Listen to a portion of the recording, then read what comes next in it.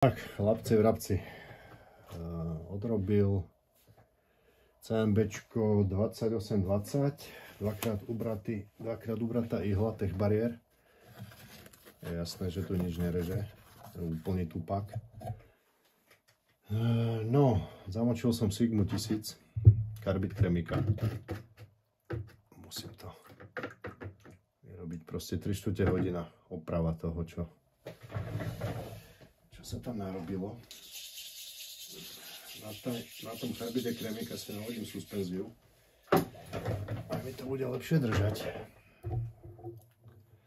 Toto káčko, to je brutálka, tam pôjdem len do 3000.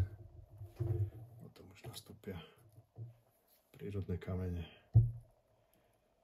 18. Bez tej suspenzie by si tá Sigma tu 63 Hz, ale krásne karbid kremika. Tu začisťuje celú fazetu. Myslel som, že tam pôjdem rovno na Nanivu 800, ale tá by sa s tým vôbec nespravila. Začistiť rihy. Tak. Mne sa táto Sigma fakt ľúbi. Ale aj tak proste vidíte, klže po tom káčku, čiže znova cukrový mramor, suspenzia. Bez tej suspenzie na tom káčku proste ani škrt.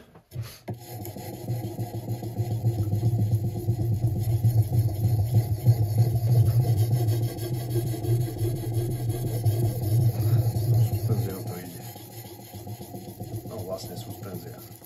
Tu som si vlastne znova urobil abrazívnosť toho karbidu kremika.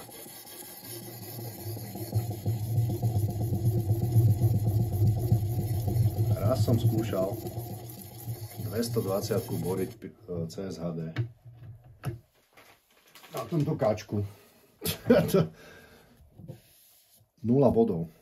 To sa nechytalo. No, objavila sa mi luxusná ihla, ale že luxusná. A aj na tých nanivách budem robiť so suspenziami. Co si ešte prejdeme raz. Začistím si to všetko.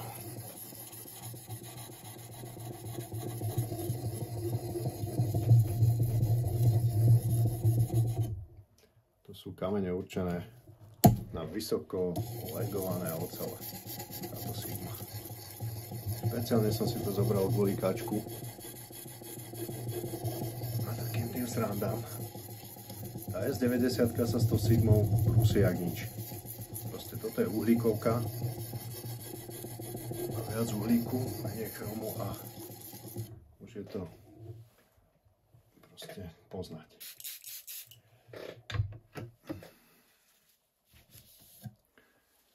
No, tak, čo nám teraz reže ihla, vyťahnutá, vidíte? No, takže orežem si ihlu.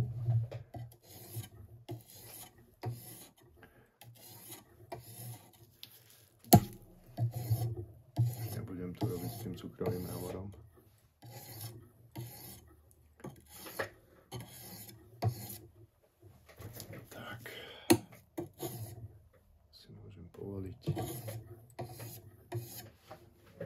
A pokračujeme.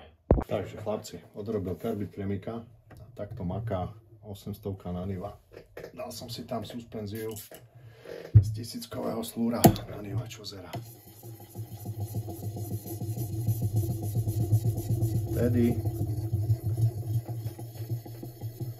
to reaguje fajn.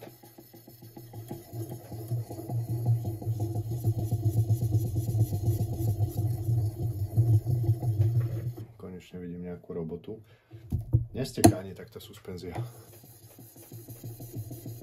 Tá je jemnejšia. 1000-ková suspenzia sa vbíja do tej 800-ky a dlhšie drží. Samozrejme, že ono sa rozumelie.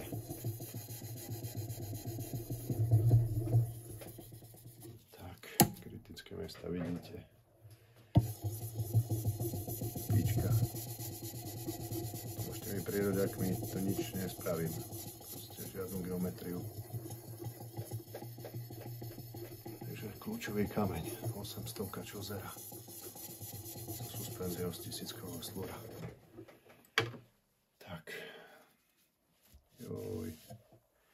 Joj, toto káčko. Ale zase je to skvelá oceľ. No to ešte hodne treba pozačisťovať. Idem podľa oblesku. No, skúsim. Ešte som neskúšal žiadny rez.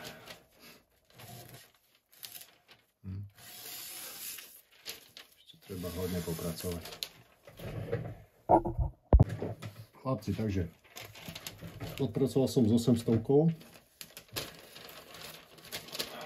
Náreznú hránu už len potom.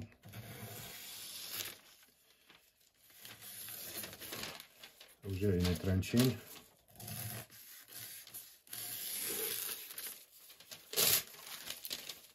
Tak, teraz som si zamočil 2000-ku čozeru a BBVčko. Čiže budem robiť ako s polosyntetikou. 2000-ka čozera, BBVčko, potom 3000 Suicherov a znova BBVčko. A potom už len pôjde Hindostan, Dalmor, Yellow. Čo to mám ešte? Dalmor, Yellow. Cucima neviem. Určite pôjde Rosutec. A potom uvidím. Ale s tým Rosutcom na tom kačku mám fantastické výsledky. Chlapci, čozera 2000 plus BBVčko.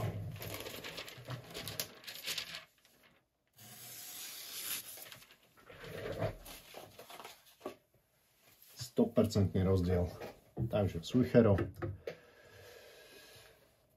SKG, znova BBVčko.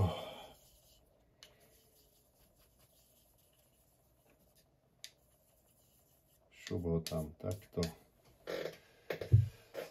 Takáto zmrzlinečka. No. Pekne si teraz zbijem tu.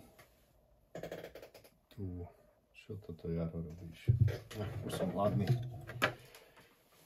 Ide náhriť sa. Takže na 3000 skončíme.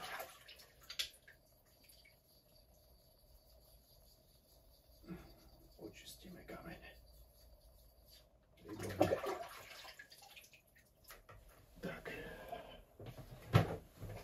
Chlapci, vy máte cukrový namor, takže budete čistiť tak ako ja. Dobre, pokračujem. No, chlapci, video vyšlo, aj keď som nič netočil. Takže rez po Dalmor Yellow. Na reznej hrane sú samé bodky. Rez je čistý, ale nie rýchly. Takže presne už chápem, ako robia pieskovce. Rez je stále trpký, čistý, ale trpký. Proste nemá agresivitu. Ako to vyzerá? Vyzerá to všetko matne. Takže čo tu mám? Mám tu 600-kovú galvaniku Charlie Forest. A ideme urobiť agresívny rez. Stačí kamélia, terpentín, olivový olej. Šup. Slúrik. Takýto maľunký, ale ten stačí na celý môj život.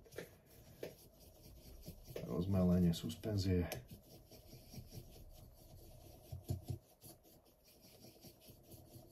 Krásne vydala kašičku. Takže výborný čarlík. Nie na britvy, ale na nože. Paráda. No, Pofajčím si. Nie je to zábava. Brúsiť nože. Proste toto káčko je káčko. To je jedna z najťažšie brúsiteľných ocelí. Brúsil som aj 110 Včko, ani to sa tak zle nebrúsi. A toto káčko, no ale potom tá rez, ten stojí za to. Takže tu si to musím vymedziť na tento menší kameň, aby nebol problém. Takže takto, to mi stačí. Tu mi to stačí, tu mi to potiaľ to bohato stačí. Takto. No ešte som si nenadmeral uhol. Jednoducho, pokiaľ človek nemá pohodu,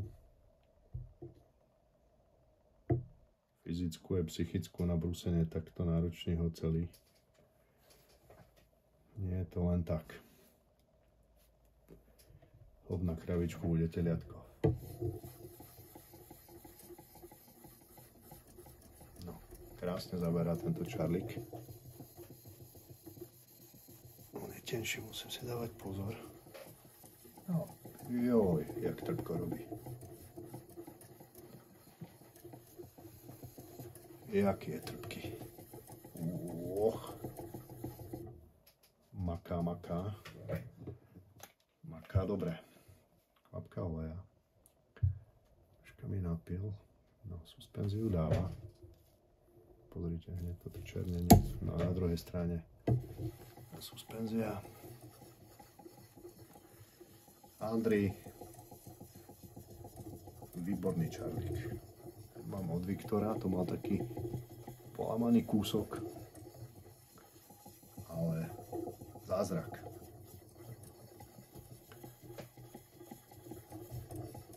No ten trpko robí. Tak ten dáva, ten maká. Pozrite sa.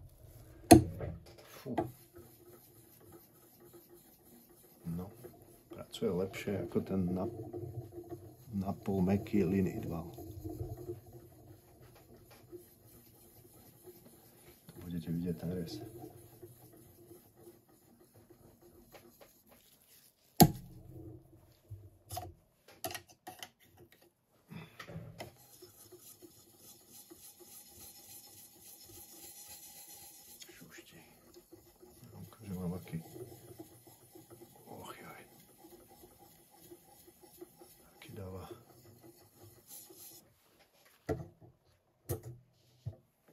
Materiálu.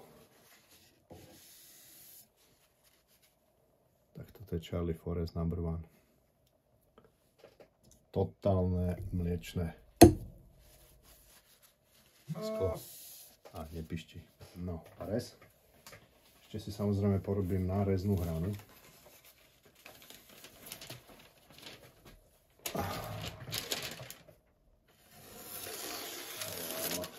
Takto áno. Rez sa zrýchlil. Obrovsky sa zrýchlil. No, a to si ešte porobím náreznú hranu. Takže spokojnosť. Chlapci, dôležitá vec práce s prírodným kameňom. Suspenzia už odpracovala to, čo mala. Rez je obrovsky rýchly. Teraz som vyčistil kameň, naniesol troška viac oleja a idem do finišu. Posledných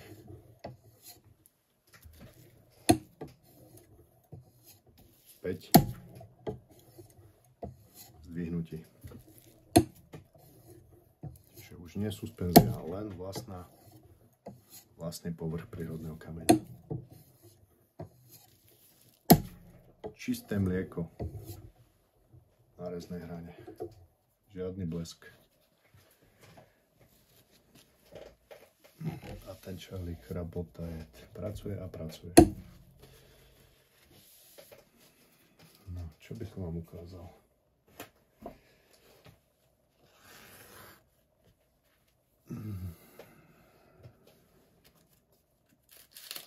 Rez po tých pieskovcov, po použití Charlie Foresta,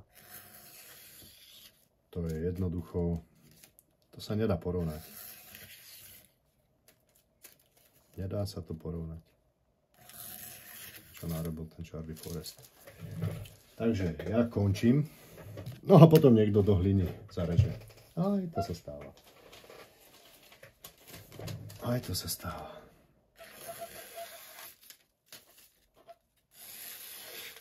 Andrej, pozdravujem aj teba. Charlie Forest #1. Majte sa všetci krásne. Ale predsa ešte len zostavička.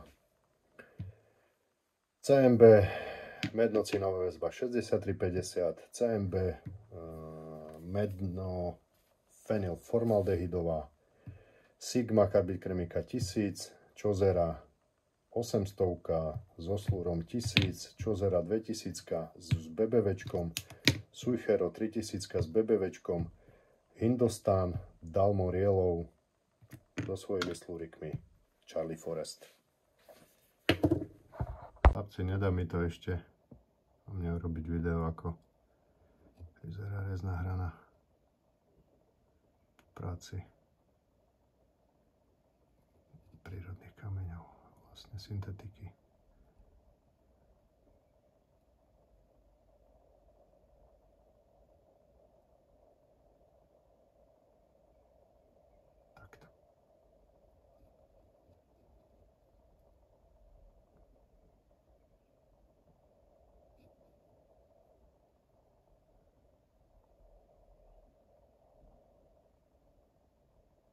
Typická štruktúra práce prírodného kameňa.